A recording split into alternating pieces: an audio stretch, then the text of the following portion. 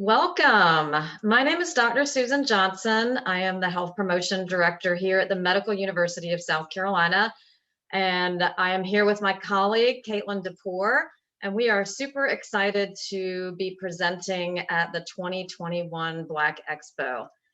We are really excited this year, even though we have to be virtual, we can't be in person. This gives us the opportunity to reach out across our entire state. And so we welcome you to our session, and we hope you will take away some good nuggets that you can apply to your life. We also have two other sessions as a part of the expo, as a part of the MUSC Office of Health Promotion, Gardening for Health and Yoga for Well-Being. So please check those out as well. But before we get started, just kind of want to give you an overview of what we will be presenting today. We want to really dive into the concept of self-care, what it means, and how you can bring your best self to the things that you value most in your life. So without getting any deeper into this, I'm going to pass it off to my colleague, Caitlin DePore, who is going to really introduce this concept, and then we will take it through the strategies for you. Caitlin? Thanks so much, Susan. And just to echo what Susan said, we're so excited to be presenting with you today and just share a little bit more about how self-care really is healthcare and is one of the best things you can do. So just to really introduce the topic today, I think self-care has become a buzzword or a buzz phrase where we've all heard it, but what does it really mean? And essentially, it boils down to these simple analogies. The one that people have heard of the most is probably that oxygen mask principle.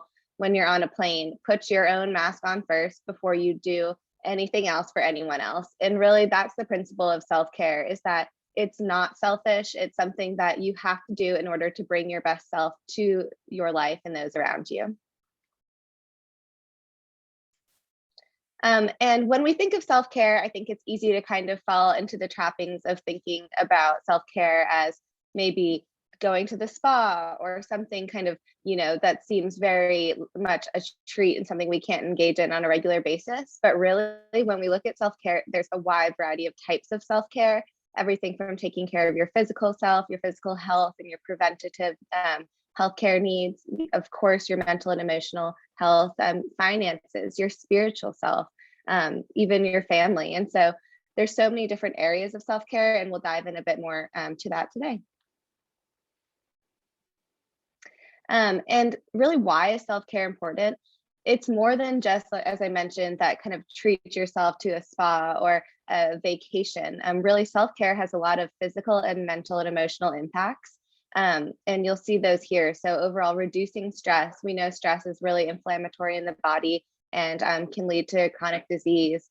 And so it really is important for our physical wealth, our health and longevity. Also, of course, our mood, our emotional stability.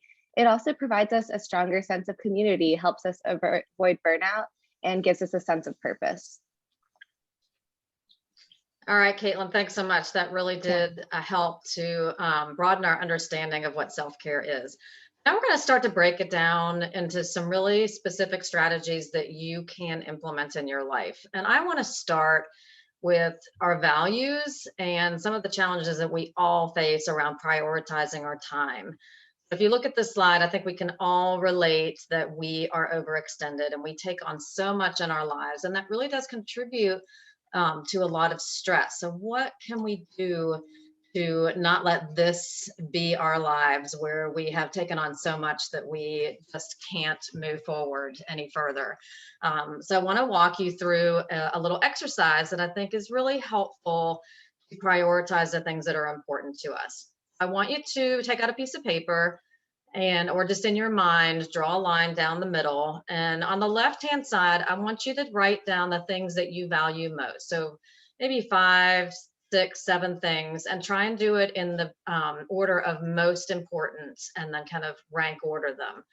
And, there are all sorts of different things that we value in our lives, but just to kind of give you some prompts to get you thinking, and, really think about where you are in your life right now. And what are those things that are non-negotiables that are just absolutely the most important to you? And then on the right side of your paper, I want you to think about a typical day and how do you spend your time.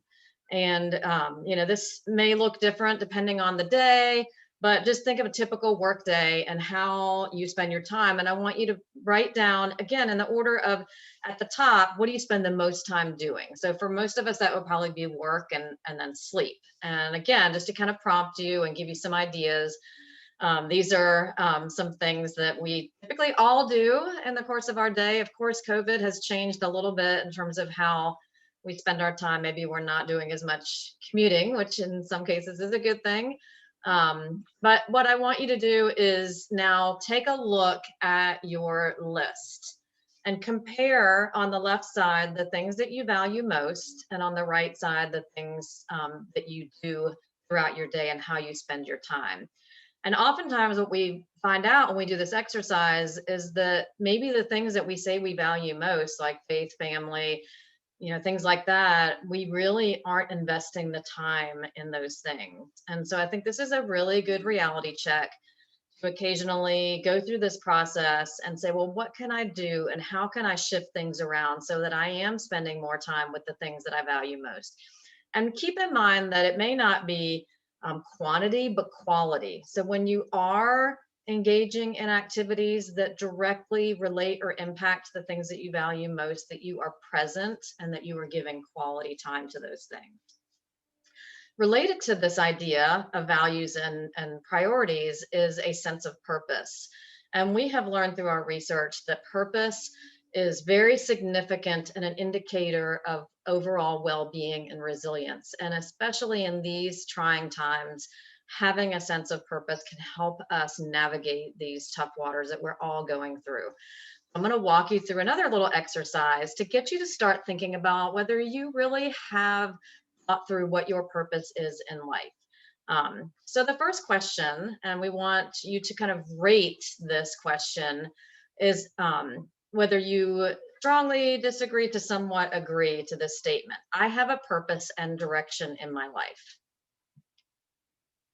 And then the next thing I'd like you to do is to think about what are those core values that mean the most to you. Now, since we just did this exercise, hopefully this is a pretty quick identification for you, but you may see some other things on this list that you hadn't considered. But we want to, again, and this is just a snapshot or a moment in time, but where you are now, what are those core values that are most important to you? And then what about the roles that you play in your life? We all play many roles. And again, these change over time, but for where you are right now, take a look through this list and identify the ones that are most important to you. So at least 3. And then finally, goals. What goals do you have for yourself? Caitlin's going to take you through another exercise in a minute to really think about goals related to well-being. But this will start your mind thinking about how you would want to implement some things in your daily life to achieve those goals that are connected to the things that you value most. And then finally, we kind of pull all that together into a purpose statement. And, this is something that we want you to just think about, jot down some ideas, and then, revisit it and really think about whether you could write out a purpose statement for yourself, considering your values, your roles, and your goals. And with that, I am going to turn it over to Caitlin, and she's going to actually take you through another exercise to help you identify those goals so that we can start to implement some strategies. Yeah, thank you so much, Susan. So really that really teed us up to talk about just well-being as a whole. And I think we touched on it in the beginning, but self-care and wellness is so much more than eating your veggies and jumping on a treadmill. It really encompasses so many different facets of life. And that's where this well-being wheel comes in. We'll share this link to this free exercise called the well-being wheel. But essentially you go through and rate the various areas of your life that you see here. So things like your friends, fun, love, spirituality, much more beyond the traditional wellness sense. And then you'll get a snapshot of where you are in time of how you're doing right now and some of the areas that maybe you could improve, and some areas you're doing quite well. And so really this is what you'll end up with is your own individual wellness wheel. And this is a really great tool that I love to use with my clients as a board certified health and wellness coach to really guide where you want to start making some changes and improvements in your well-being. And so really what I would encourage you to do is take that assessment and then pick 1 or 2 areas on your well-being wheel where you want to focus. And then we'll make some goals around those. And I really know as a health and wellness coach, making goals can be difficult. And so I want to walk you through a brief and short exercise to help you make them smart and easy and efficient. So the first thing is starting with your strengths. I think so often we're tempted to pick an area where we feel like we're just not doing well and we're hitting, much below the mark that we'd like to. But what I'd encourage you to do is actually pick an area where you're strong. So pick an area where you are already doing really well, but there's still maybe some area for improvement. You could level it up slightly. And then pick an area like that where you're really going to be have a strong likelihood of succeeding at a goal that you set. That low-hanging fruit. Next, when we make goals, we want to make sure they're always SMART. So you may be familiar with this acronym. We want them to be specific. We want them to be measurable, attainable, relevant, and time-bound. So essentially what that means is you don't want to just say, one day I'll lose 50 pounds. A SMART goal would be, I will lose 50 pounds, which is specific, measurable. If it's attainable for you, you would need to then maybe to make it attainable, say, I'll lose 50 pounds over the course of the next year. So it's time-bound. And it's relevant if you have 50 pounds to lose. If you don't, you wouldn't make that goal. This is a really great tool to apply to all your goals, just to make sure that they're really well thought through and something that you could actually really follow through and achieve on. Oftentimes people write them down and just check off that they check off all these various boxes. Next, a huge step that I always encourage clients to do is to create an accountability network. And even within the context of this expo, maybe you're virtually meeting with some folks today, and that could be your accountability network. This can be your family, your friends, your colleagues. But once you've got that SMART goal set, let your friends and family and whoever it might be know that this is what you're doing. Set the intention and ask them to hold you accountable. Not only does this create a great sense of community and probably encourage that other person to engage in a wellness behavior, but it will hold you accountable when maybe that willpower slipped a little bit.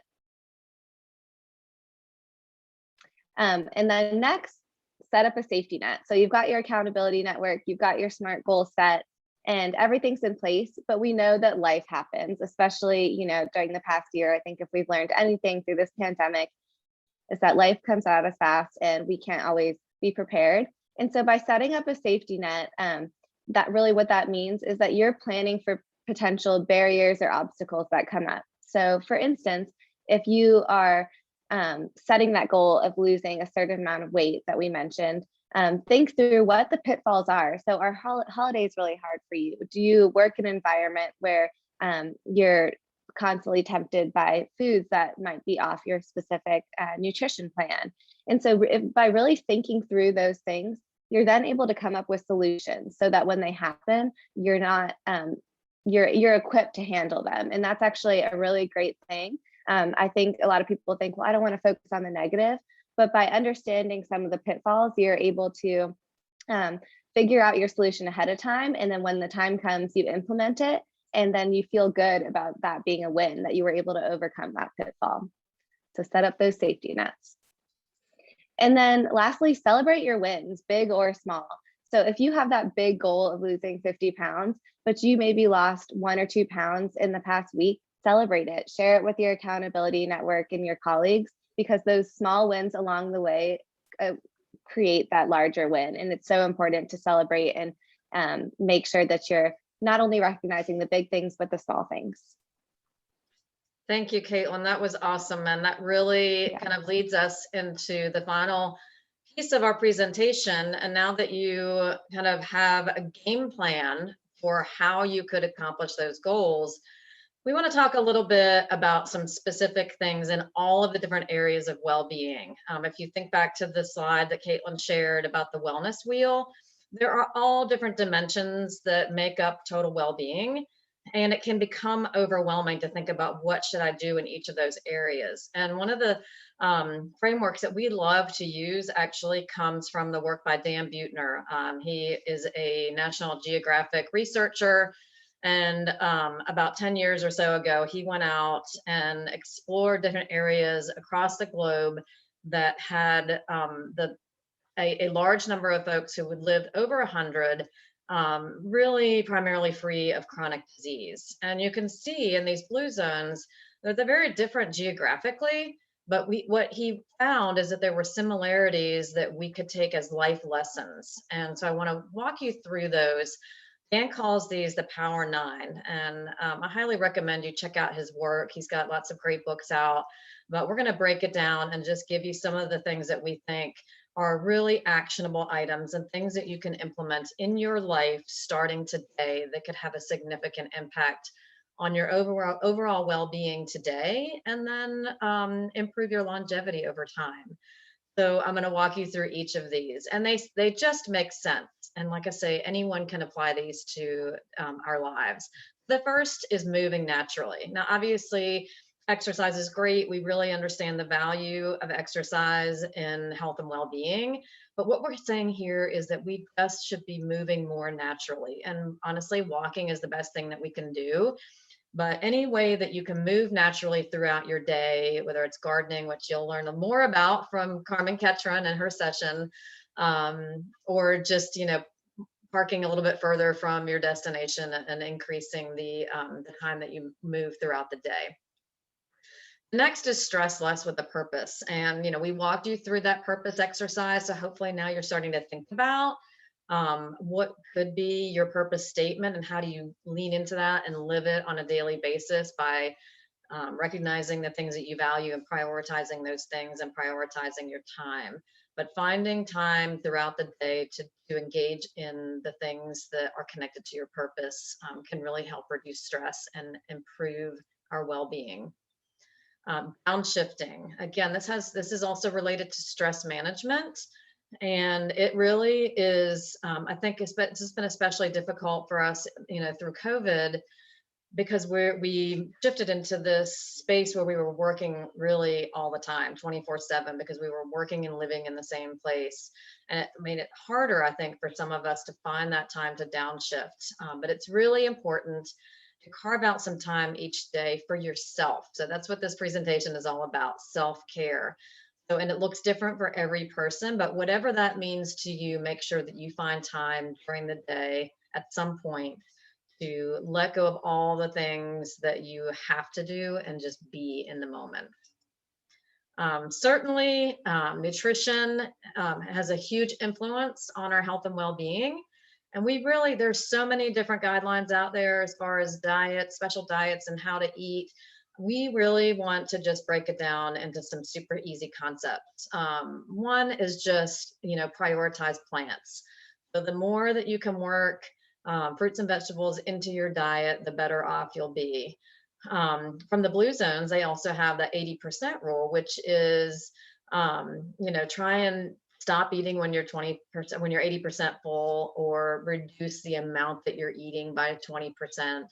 And again, Dan has a great book. She has a new book out with recipes, but kind of aiming for that 95% plant-based, not saying that you have to become a vegetarian, but just increasing the number of fresh fruits and vegetables and really kind of following that Mediterranean type of diet. And then finally, I just love this quote by Michael Pollan: eat food, not too much, and mostly plants.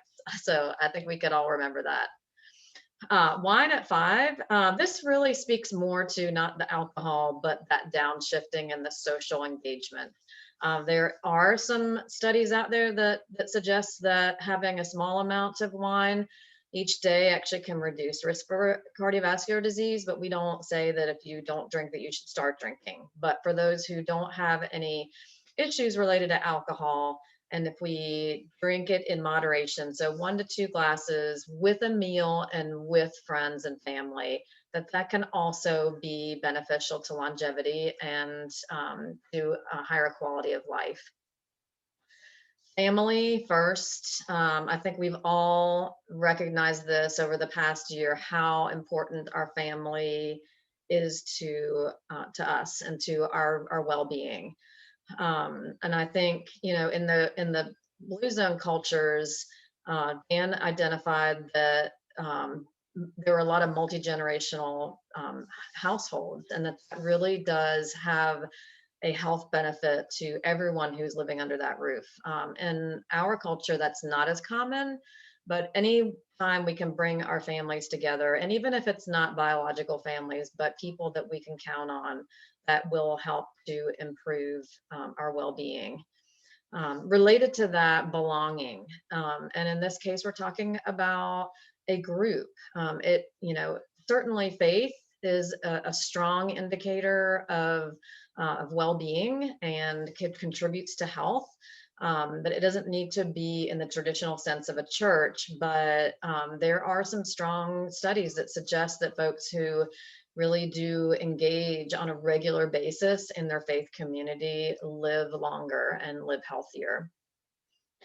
And then finally, kind of going back to that idea of connectivity and that we all need that social connection, thinking about who are our people that we count on, that we can go to when we need them, and who do we spend our time with. And again, we want to make sure that the people that surround us are people who lift us up and encourage us to be our best. And that has a very significant influence on our health and well-being. So look around and surround yourself with people who can support you in your health and wellness goals and help you achieve your best self. And then just to end, we mentioned kind of being present and in the moment. And I think that is so extremely important because we are all stretched for time. We have competing priorities, and it really is hard to just stop and take time for ourselves and take time for the things that are important to us. You may have heard of the term mindfulness, and this really is what we encourage you to do when you are downshifting and when you are prioritizing your values, that you really are in the moment and that you are making the most of that time, whatever it is that you're doing that you want to bring your best self to. And then I'm going to close with this because it's my favorite. So I mentioned the 80-20 rule in the context of the blue zones and eating well. But for me, there are a lot of different ways to think about the 80-20 rule. And I love Mary Poppins as one of my favorite Disney movies. And, she seems to be perfect in every way, but we know that none of us are perfect. And we need to, I think a big part of self-care is grace and giving ourselves grace and understanding that we're not perfect, but we are going to try each day as we get up to bring our best selves to our lives and to prioritize. But we just need to just do our best. And I think Caitlin mentioned that as well, that we are going to stumble and we're going to hit some roadblocks, but ultimately we just will continue on this path, and we are here for you. We hope that you learned something today that you can take away. Caitlin, is there anything that you want to say before we wrap up? Yeah, thank you just so much for allowing us this opportunity to share with you. And as Susan mentioned, hopefully today your biggest takeaway is self-care does not have to be an hour-long bath or a vacation. It can be the smallest thing you do for yourself, and you are deserving of it. And we just encourage you all to just try something out today and do something for yourself. Great. Thank you so much, everyone. If you want to learn more about our programs, I know we're providing a list to the expo, but look us up on the website at the musc.edu/OHP, and hope you have a great expo. Thank you so much. Thanks all. Bye-bye.